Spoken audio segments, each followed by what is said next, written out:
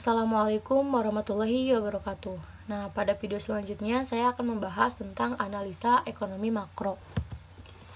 Di sini saya akan membahas tentang suku bunga, yang kedua tentang inflasi, selanjutnya tentang pertumbuhan, kemudian tingkat pekerja, politik, dan juga sentimen.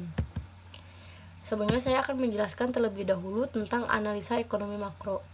Analisa ekonomi makro ini digunakan untuk mengevaluasi mata uang, obligasi, komoditas, dan indeks saham. Nah, di level makro, analisa ini meliputi faktor-faktor yang mempengaruhi ekonomi secara keseluruhan. Nah, contohnya yang sudah saya sebutkan tadi yaitu suku bunga, inflasi, tingkat pertumbuhan, ketenagakerjaan, politik, dan yang terakhir sentimen nasional. Nah, jadi ekonomi makro ini memberitahukan kita jika suatu ekonomi itu sedang berkembang atau menyurut, booming ataupun merosot. Jadi langsung saja, di sini kita akan membahas tentang suku bunga. Suku bunga adalah biaya pinjam uang baik oleh individu, perusahaan, atau pemerintah. Nah, jika orang-orang atau perusahaan meminjam lebih sedikit, mereka memiliki lebih sedikit uang untuk berinvestasi dan dihabiskan ataupun juga sebaliknya. Jika suatu bunga naik, ini akan membuahkan lebih banyak simpanan dan lebih sedikit pengeluaran serta akan mengurangi pertumbuhan. Sebaliknya, jika suku bunga turun, pinjaman dan pengeluaran akan lebih tinggi dan karenanya akan meningkatkan pertumbuhan. Nah, Bank Sentral pun melakukan rapat bulanan untuk mengatur tingkat suku bunga dan rapat-rapat ini juga biasanya diikuti oleh para trader. Adapun efek suku bunga di pasar, kenaikan tingkat suku bunga akan meningkatkan simpanan serta mengurangi investasi dan pengeluaran yang akan menyebabkan melambatnya ekonomi. Nah, pada tingkat pertukaran ini berefek positif. Suku bunga yang lebih tinggi berarti permintaan terhadap mata uang meningkat, karena orang-orang menjual mata uang dengan suku bunga lebih rendah untuk membeli mata uang dengan suku bunga yang lebih tinggi. Nah, pada saham berefek negatif.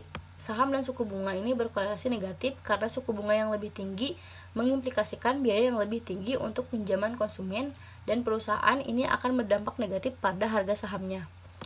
Begitupun dengan komoditas berefek negatif, jika suku bunga naik, ini berarti biaya penyimpanan komoditasnya akan naik, dan ini juga bisa berdampak negatif terhadap harga komoditas.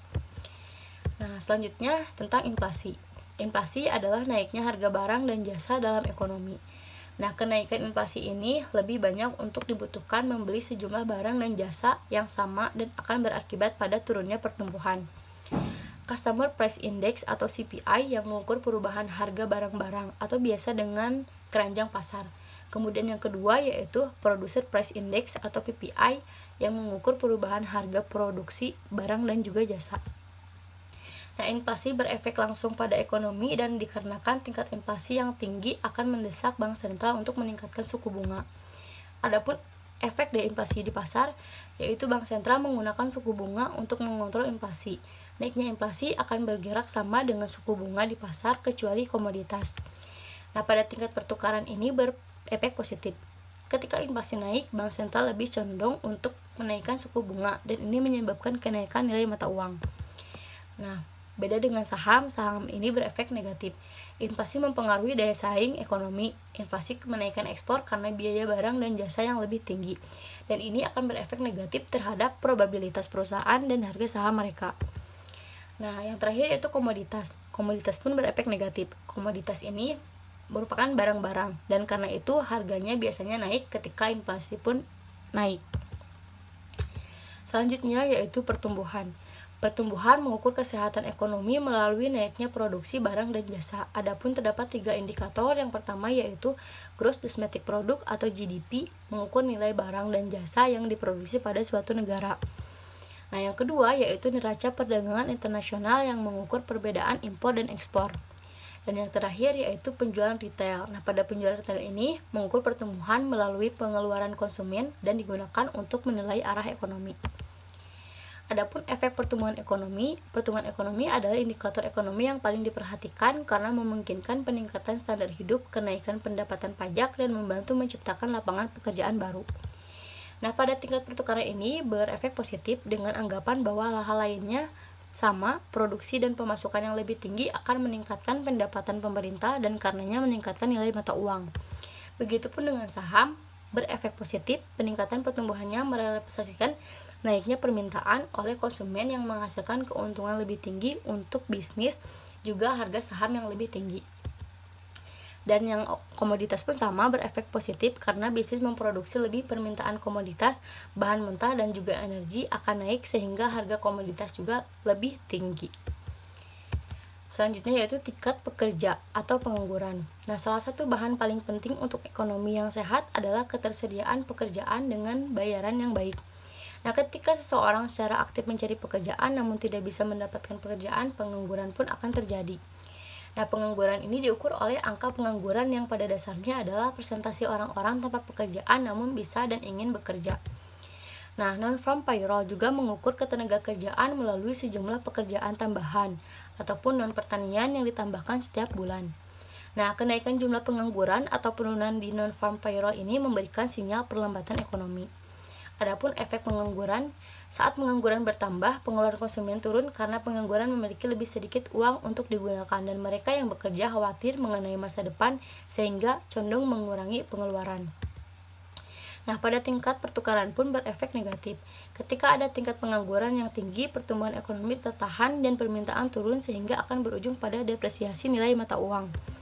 Kemudian saham pun berefek negatif, kenaikan pengangguran bisa menyebabkan penurunan tingkat pengeluaran konsumen yang merugikan bisnis dan mendorong harga saham. Komoditas pun berefek negatif. Efek yang sama bisa dilihat berbagai komoditas karena permintaan menurun oleh tingkat produksi yang lebih rendah. Selanjutnya yaitu kestabilan politik. Nah, risiko politik adalah risiko penghasilan investasi yang mungkin terjadi yang diakibatkan oleh perusahaan politik atau ketidakstabilan suatu negara. Nah, ini termasuk nasionalisasi, kenaikan pajak, tambahan regulasi, batasan perdagangan, dan lain sebagainya.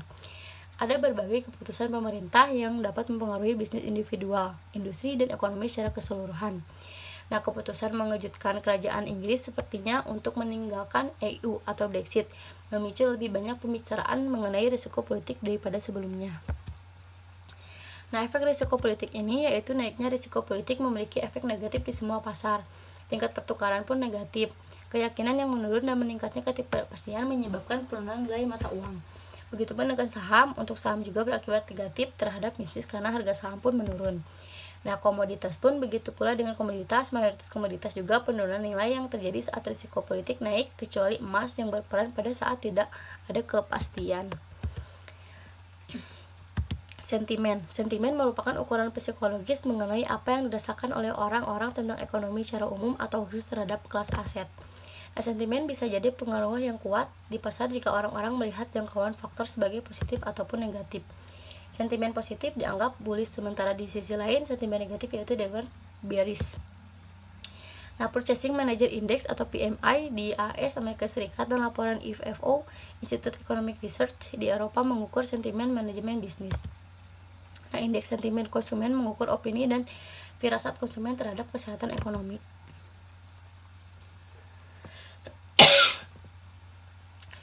Efek sentimen di pasar, investor cenderung dipengaruhi oleh sentimennya sendiri ketika membuat putusan finansial dan ini akan berakibat pada berbagai hal ekonomi.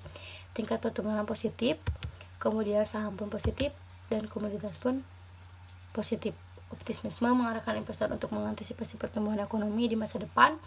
Sentimen juga investor berkelola positif dengan imbal saham karena konsumennya percaya bahwa ekonomi akan berkembang dan komoditas ini pada akhirnya akan mendorong permintaan komoditas.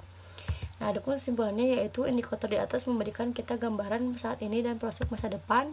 Kemudian perubahan fundamental di atas akan secara langsung mempengaruhi nilai mata uang, obligasi, komoditas, dan saham. Dan yang terakhir itu peserta pasar harus memperhatikan kondisi-kondisi fundamental ini dan menggunakan informasi untuk mengambilkan keputusan trading. Mungkin cukup sekian dari saya. Wassalamualaikum warahmatullahi wabarakatuh.